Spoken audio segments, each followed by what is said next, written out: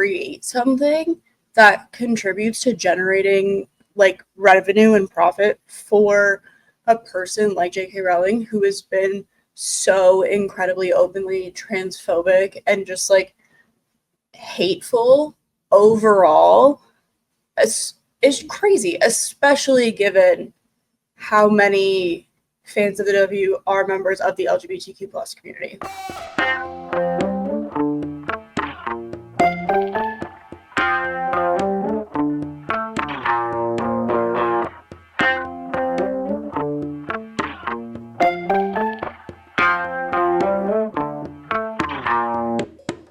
Hello, and welcome back to Sarah Says So, your go-to show for women's sports news. Happy Friday, everyone. We've got a bunch of stuff to talk about this episode, so I hope you're as pumped as I am. Before we move forward, of course, make sure you're following the show at Sarah Says So ETV on all socials, so Instagram, Twitter, and TikTok. And that's the same handle you can find the show under on all podcast platforms as well. So today we are going to be talking about a bunch of different stuff. So let's get into today's lineup.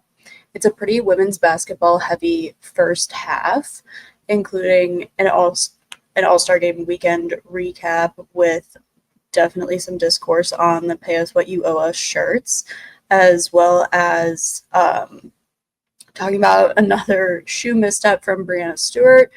And then in the second half, we'll do some news from various leagues. So a PWHL coaching announcement, an NWSL franchise branding reveal, news about the AUSL championship ahead of that happening this weekend, and then some women's pro beach volleyball news as well. So definitely a lot of stuff to be excited for in this episode. We're going to start off right away really strong with the WNBA All-Stars wearing shirts that read "Pay Us What You Owe Us" during All-Star Weekend, showing support for the WNBA Players Association amid their ongoing negotiations with the league itself. Basically, they're still in talks, and there's a deadline of October 31st, and things aren't really going super well. Basically, there was a recent meeting on last Thursday, so a little bit over a week ago when you're listening, and the league said it was really constructive, but a lot of the players that were there representing the Players Association basically said it was a waste of time and that there's still a long way to go. So basically, there's a lot of obviously discussion about them renegotiating this collective bargaining agreement, but in terms of what's exactly happening financially, right now, WNBA athletes only get 9.3% of revenue generated by the league, which is less than 1/5 of the share of most other professional leagues. So NBA players, in comparison, receive 49 to 51% of basketball-related income from the league. NFL players are guaranteed at least 48.8%, that's so specific, percent of revenue in a 17-game season, and NHL players receive 50% of hockey-related income. So obviously, we can talk about the discrepancies between men and women's sports until we're blue in the face, but especially now as WNBA franchises like the Valkyries are being valued at multi-million or hundreds of million dollar valuations, the way that the athletes are paid needs to also reflect that. So this season, the average WNBA salary is a little over $102,000. That's really not high whatsoever. So, for example, Caitlin Clark, the entire value of her 4-year rookie contract is less than $340,000. This year alone, she's making $78,000. Or wait. Why can't I read numbers? Jesus. 78,066. So not a ton. That's less than people that are like non-professional athletes make, depending on like what your job is. It's really low, basically. Obviously, like if that wasn't obvious. But so I think that ultimately it was really, really smart on the part of the players and the Players Association to have the All-Stars like draw attention to this during All-Star weekend, because so many eyes were going to be on, obviously, not only the All-Star game, but also like all the skills contests and everything like that. I think it was a really smart decision in terms of like bringing more awareness to the situation, but also putting pressure on the league, because obviously like the league left the talks from Thursday, which were just before All-Star weekend, saying that they were like relatively productive or whatever, but then obviously the players didn't feel that way. And so using this like time and this opportunity to continue to draw attention to it, especially right after having a talk that the players and Players Association weren't happy with, I think that was really powerful, to just in the sense that like they kind of were just like, hey, like no matter what you say, like we're still not happy, and we're actually so not happy that we're gonna literally wear these shirts and like voice how upset we are in a new way, basically. And so I think overall it was a smart move. I'm really interested to see what will end up happening with the CBA. Obviously, like we don't know. I'm sure there will be many, many more talks, and obviously, like based on this, I don't necessarily see them immediately going super well. So definitely something just to kind of like stay tuned looking at. But again, like as the league itself is growing, the way that the players are being paid needs to grow as well, and they deserve to be fairly compensated. The fact that they're only receiving 9.3% of league revenue is absolutely crazy. And so I'm really, really hopeful that the league and the Players Association will be able to come to an agreement that is what the Players Association wants and deserves, because like it's literally fair compensation. Like equal pay between genders, like not only in sport but just like in general, like it's always been a thing. Like looking at these numbers, this shouldn't be a complicated decision, and like the fact that the league isn't really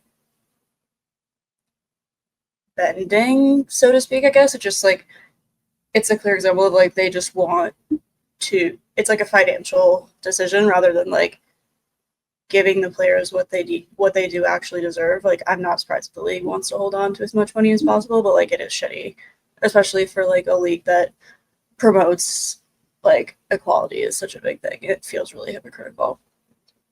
But on that note, obviously they wore those shirts over All-Star weekend, so kind of going to do a little recap of the 2025 All-Star game. Team Collier, who captained by Nafisa Collier, beat Caitlin Clark's team, even though Caitlin obviously was out with an injury. So Team Collier won 151 to 131, and Nafisa 8. Love her. So she was the absolute star. She made 13 of her 16 shots and set an all-star single game points record. But then also her team as a whole, that 151 point total, is also an all-star record. So she obviously has been one of two frontrunners for MVP throughout the entire season. I've talked about it a bunch, I think, even specifically last week. But yeah, performances like this, especially like as the team captain in the All-Star game, like she just continues to turn it on exactly when she needs to, and it was really fun to just like watch her performance, but also like you could tell that she was having fun while she was playing. It was a fun game, but also that being said, there wasn't a ton of intensity throughout the game, which I mean, if you were watching like the 72-hour live stream of like the after parties and stuff from the night before the game, you definitely know why there wasn't a ton of intensity in the game. Although Breanna Stewart did say she the excuse she gave that it wasn't as intense was because the teams were scheduled to play like Tuesday, and the All-Star game was on a Saturday, and so she basically said it was like because they didn't want to overexert themselves before they would go and play a game on Tuesday, but it's also pretty obvious that a lot of them were just hungover. So that was really fun.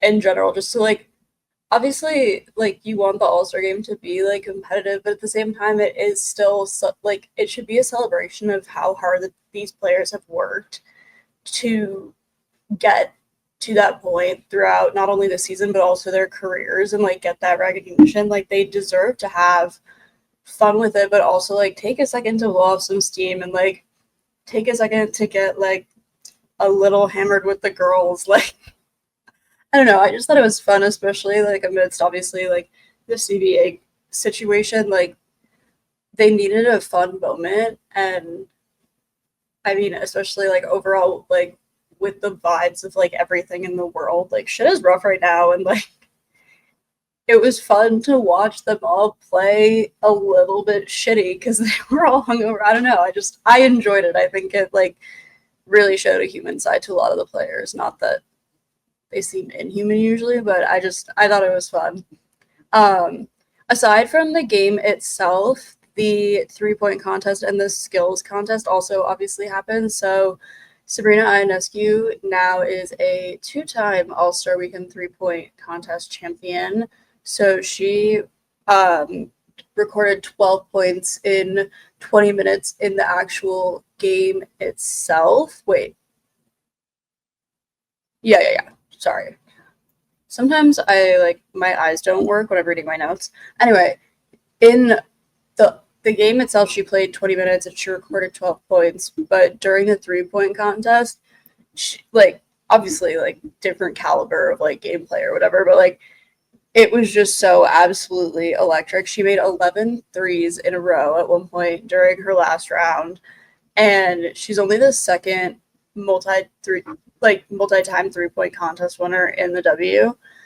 And I like one of the sweetest moments about this actually was that she said that she's going to give half of her winnings to Washington Mystics rookie Sonia Citron, who was, I believe, the only rookie in the 3-point contest. But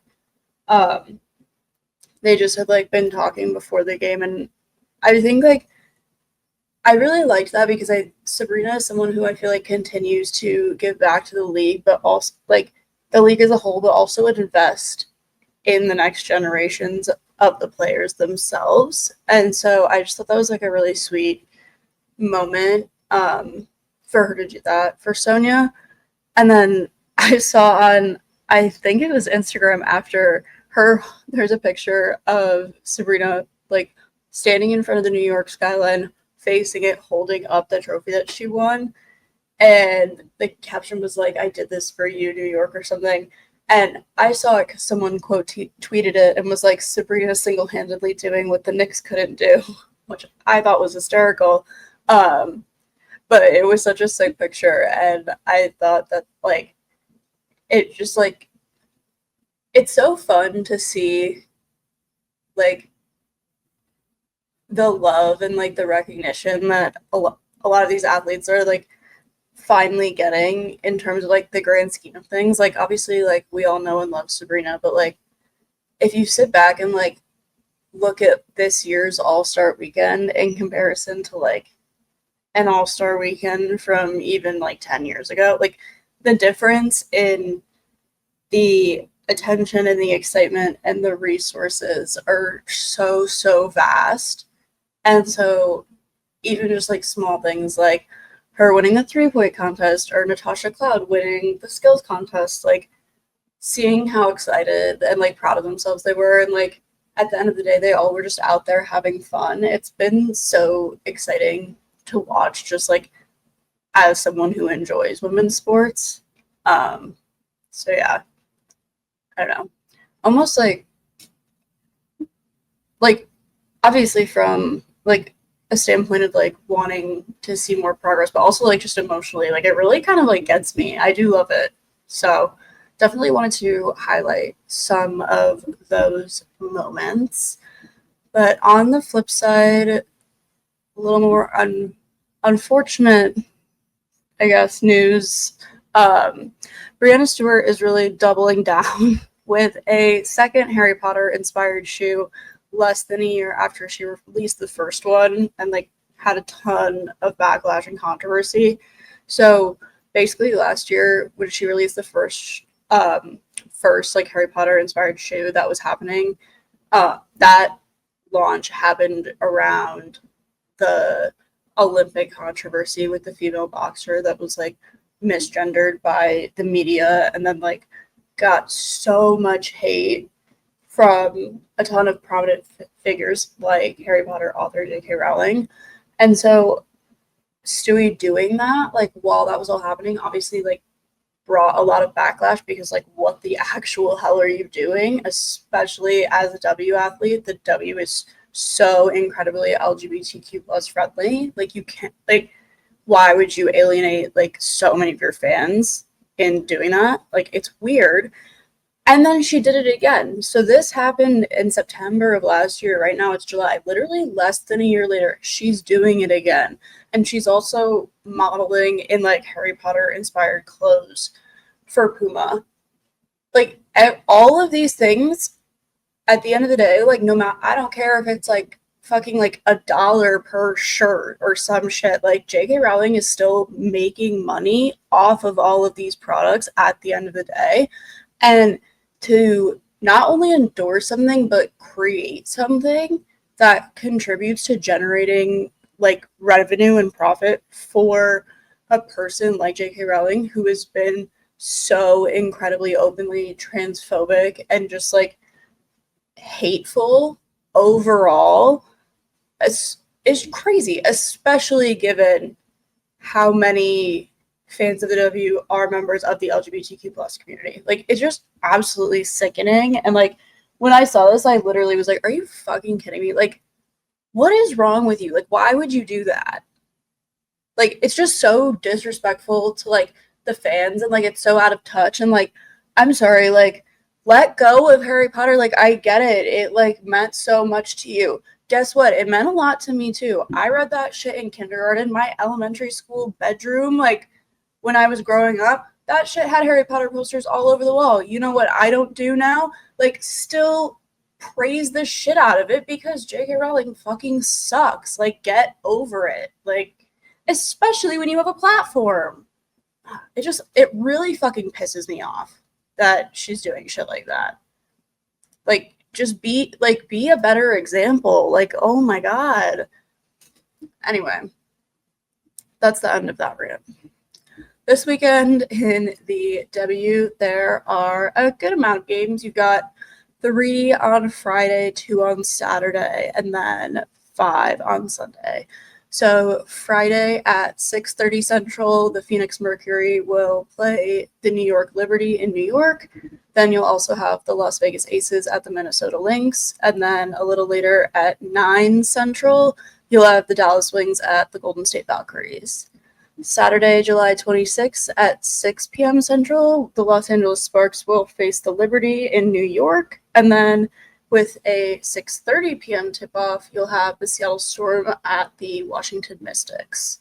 Sunday, July 27th, there are 5 games, and they're all pretty spread out. So at noon, you have Golden State Valkyries at Connecticut Sun. At 2 p.m., you have the Indiana Fever at the Chicago Sky.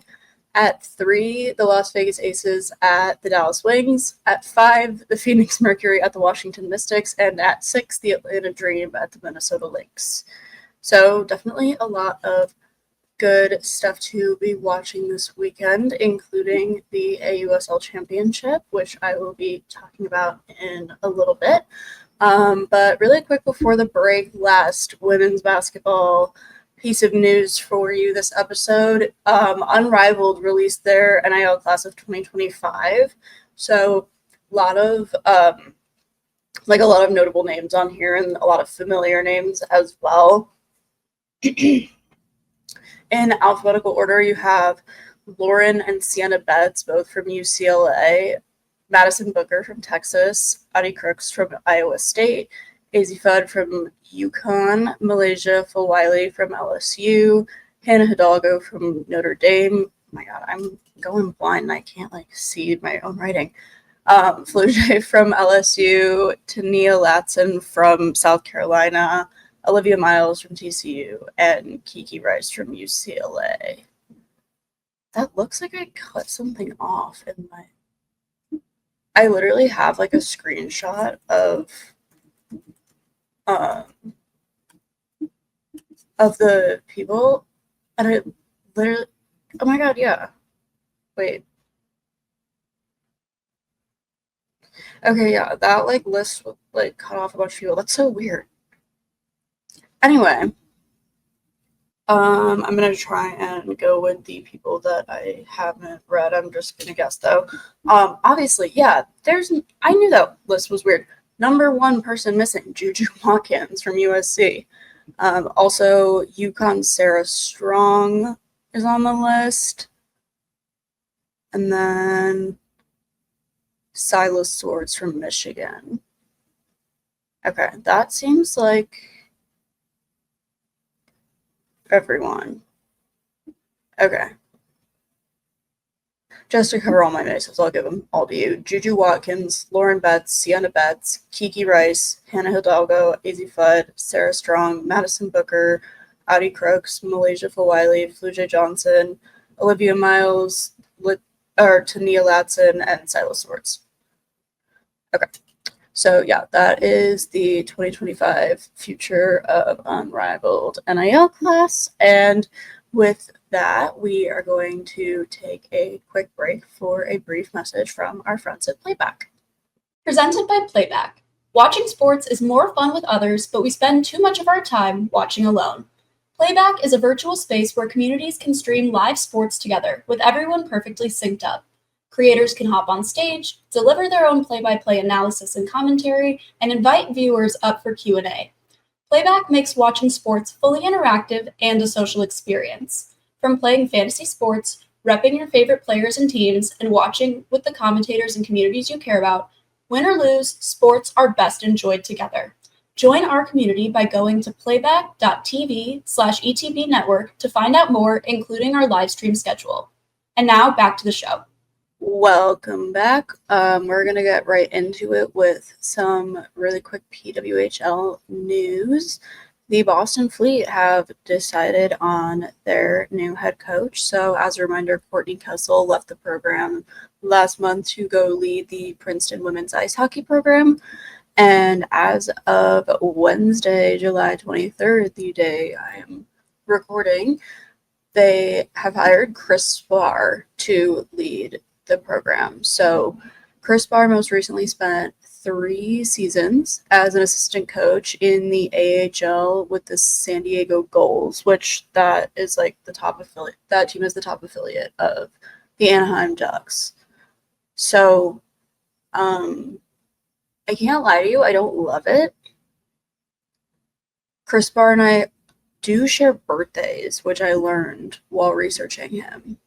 So he's a Capricorn. He's going to grind. But this is his first professional head coaching job ever, which I don't love, the lack of experience. However, he has 9 years of associate and assistant coaching experience. So I feel like it'll be fine. Hopefully. I don't know. You guys know, the Fleet, that's my team. So I'm probably being a little bit more critical than I would be of any other PWHL team. I don't know. After this season, really sucked for Fleet fans, and so I'm looking at this and I'm I really, really hope that this goes well, but I don't know. I have a very apprehensive feeling about it, I guess.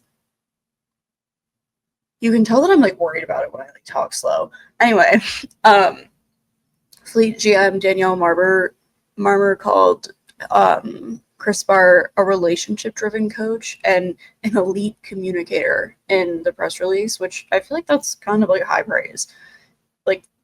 Elite communicator, that's not something you just say. I don't know.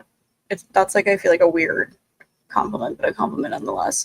But Marmer went on to say, "I'm so excited to welcome Kris Sparre to the Boston Fleet as our new head coach. What makes Kris such a strong fit is his experience in the AHL, where coaches are constantly balancing the need to win now with the responsibility of developing players, a challenge that mirrors what we face in the PWHL. Our players need to grow and perform in real time, and Kris understands how to create that environment. He brings clarity, structure, and a deep commitment to helping players succeed." So this is why I am like okay with the fact that he technically doesn't have head coaching experience, because the thing with PWHL coaching really is balancing, like Marmer said, the need to win now with the responsibility of also developing your players. And so, like she says, he seems to understand that with obviously all of his AHL experience, and also he also had 2 seasons in the ECHL. So he like understands the concept of like player development and also like the longevity that comes along with that and all of that stuff. So that does make me feel a little bit better. Like I have to keep reminding myself that. But like ultimately we're really just gonna have to wait and see what he does with the team. So that makes me nervous, but all in due time, I suppose. Anyway, more exciting news from a different league. The NWSL has finally announced their branding reveal for their 16th franchise out in Denver. So that team will be the Denver Summit FC. I'm absolutely obsessed with this like branding and rollout. Their logo is so sick. The crest basically has like the mountains, and it has like green and a red that looks very sunset red, either like not like if you're thinking like Wisconsin Badgers, like bright scarlet, not like that. It's more of like a red orange, and then there's like a yellow gold in there as well. I'm trying to, yeah, here we go. So the crest depicts green mountains sloped at a 26-degree angle to denote the year the team begins playing, with white snow caps under a red sky and orange sun. All right, can't lie to you. This picture, that is way more yellow than orange, but I'll go with what they say. The rollout of this is also really cool because the name is a favorite not only among the people in the ownership group, but also the fans. So they had the fans vote on 6 different options in the last couple months.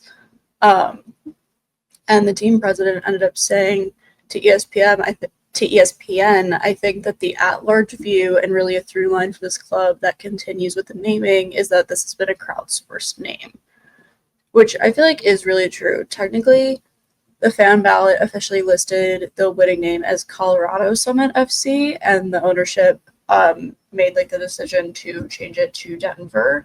But I think that was the right decision, and part of that, like the reasoning behind that, was because the team is planning to build a 14,500 seat stadium in the city of Denver, which will open in 2028. And that's going to be only the second ever NWSL specific stadium, which is really, really cool. And so the franchise wanted to honor Denver specifically in naming the team Denver Summit rather than Colorado Summit, which I think makes a lot of sense. And I think is like a really nice nod to the city and to hopefully like the future that that team obviously hopes to build there. But yeah, if you haven't seen the Denver Summit crest yet, totally look it up. I really like it. It's very like, I think it fits really well. Like Denver like has like Colorado, like it's very like outdoorsy nature. Like it feels like it fits in perfectly. It almost looks like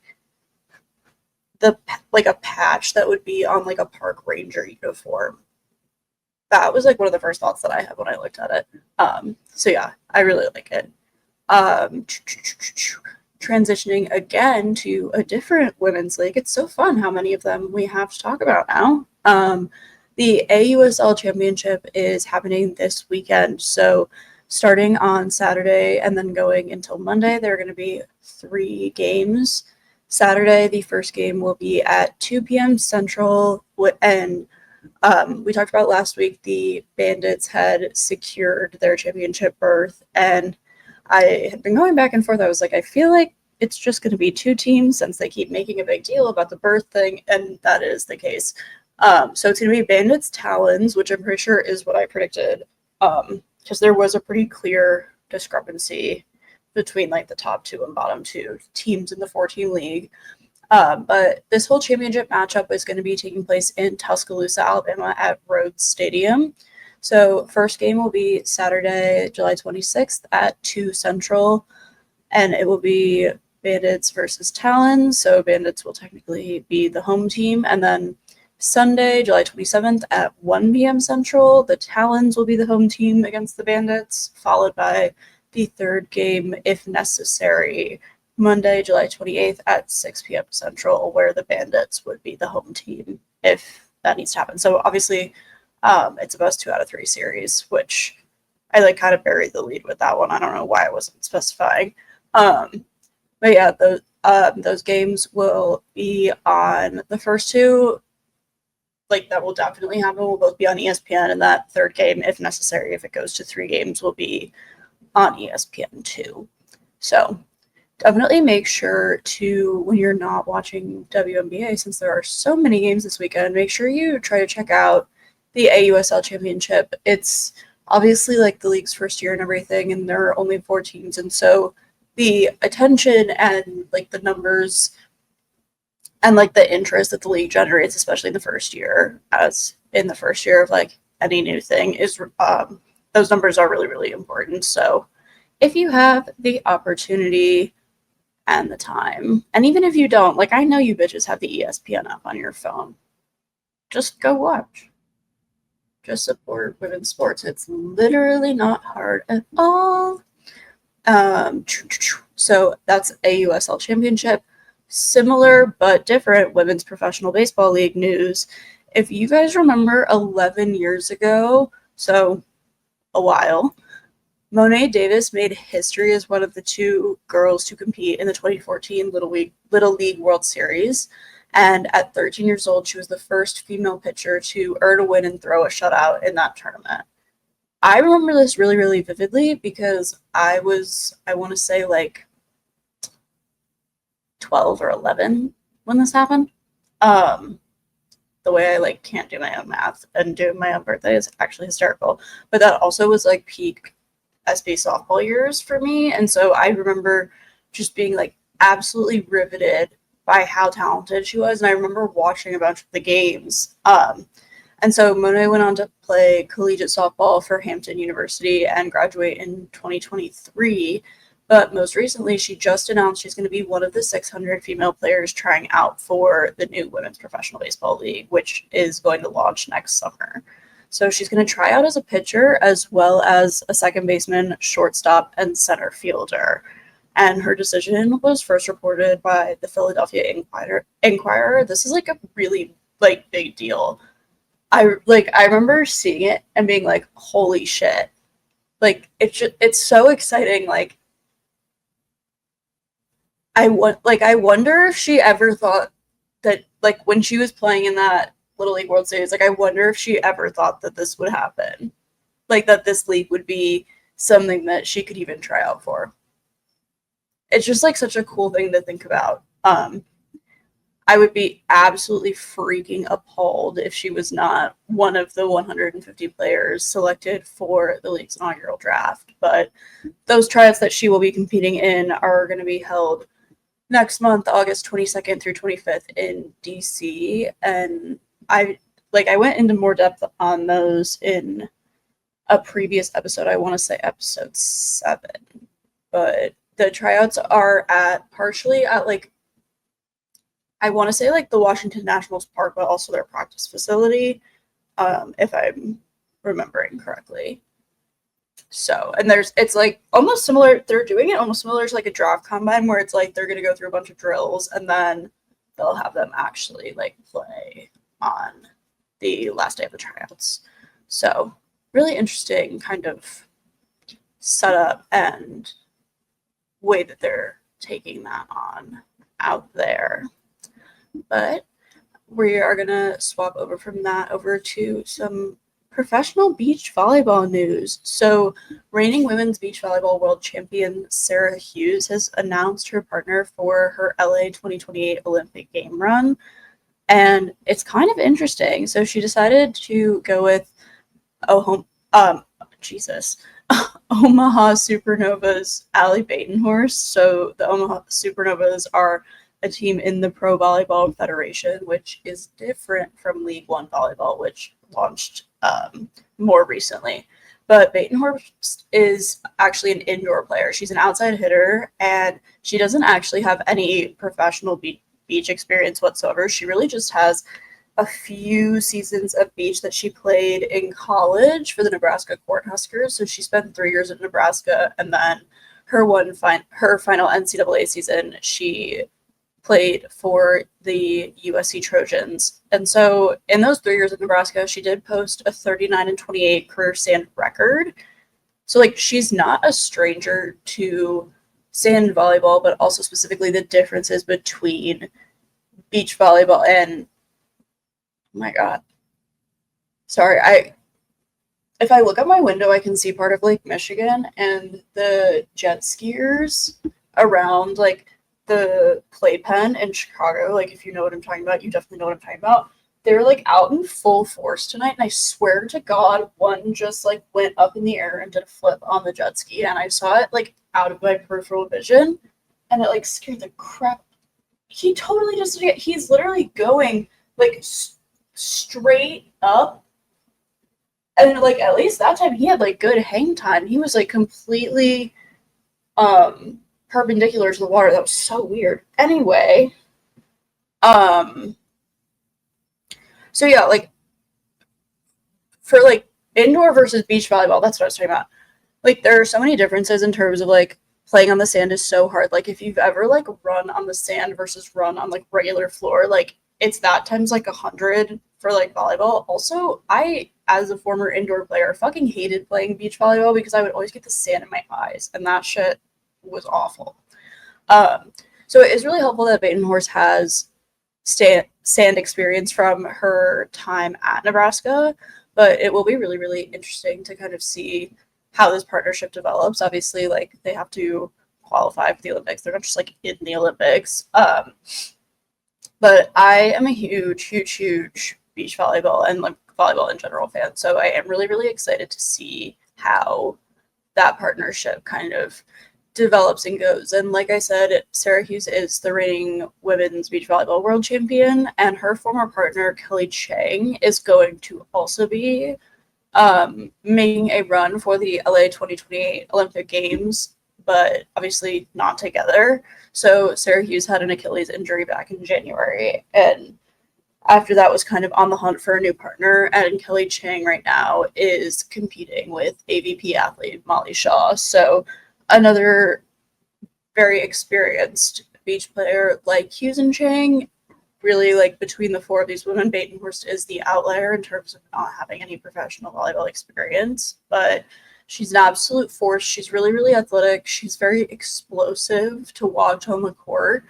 And she just like works really hard. I've been an Allie Batenhorst fan for a while now, and I just enjoy watching her play. And so I'm really looking forward to hopefully seeing both of them play in LA 2028. I would absolutely love to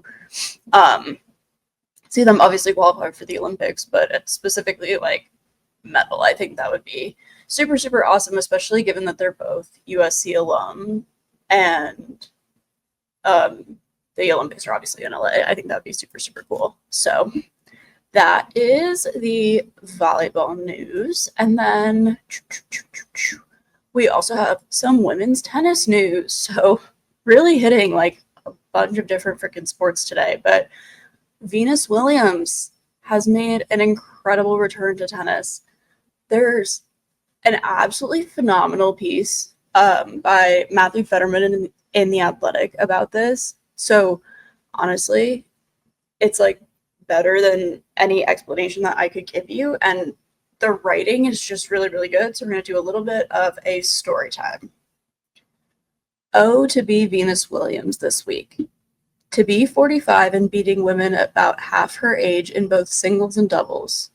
To be 30 years into her professional tennis career and knocking off a solid up-and-comer and the 2022 NCAA singles champion in Peyton Stearns, the world number 35. Williams, the 7-time Grand Slam singles champion, walked onto the stadium court at the City Open in Washington, D.C. as the sun was setting, but played as though it was rising on her career.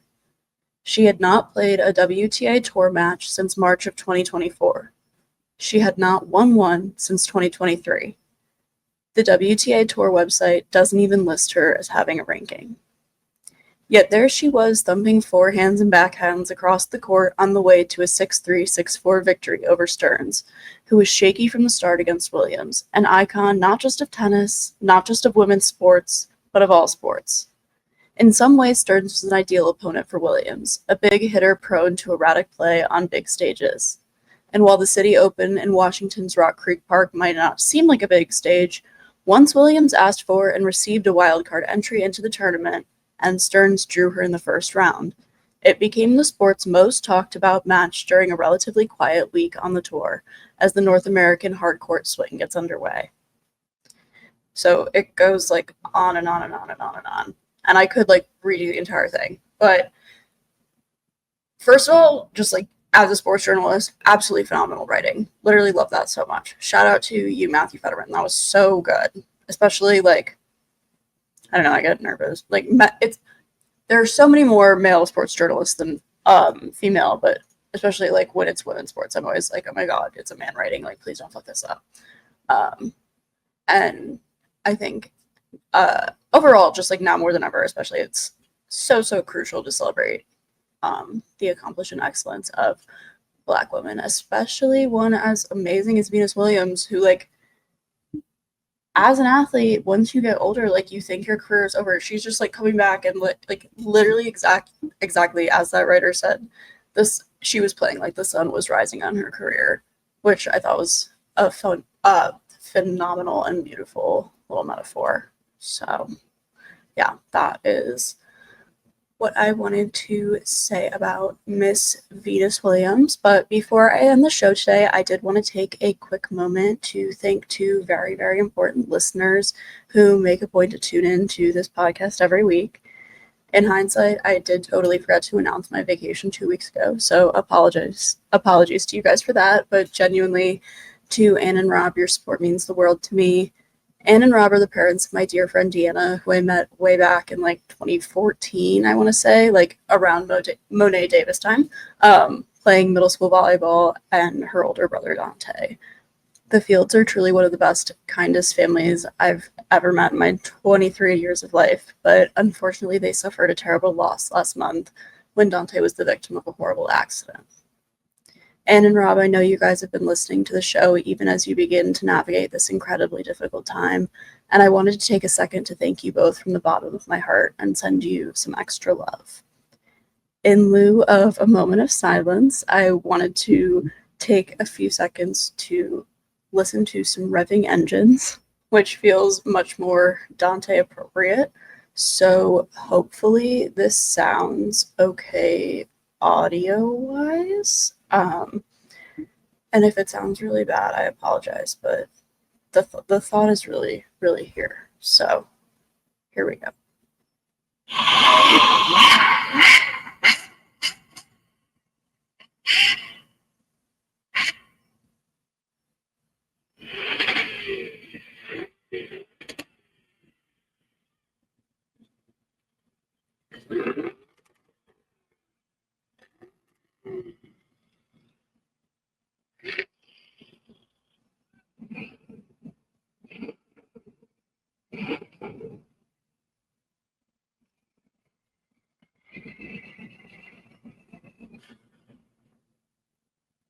Okay, I was fully just playing that off of my phone, so hopefully that didn't sound too crazy. And if it sounded crazy and you listened to this with headphones, I apologize, but I also kind of don't because I really wanted to do that, and I thought that was something very important to dedicate a little bit of the episode to today.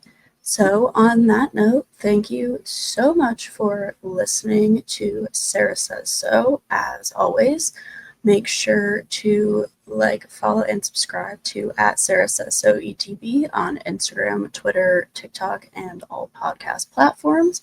And I will see you next week.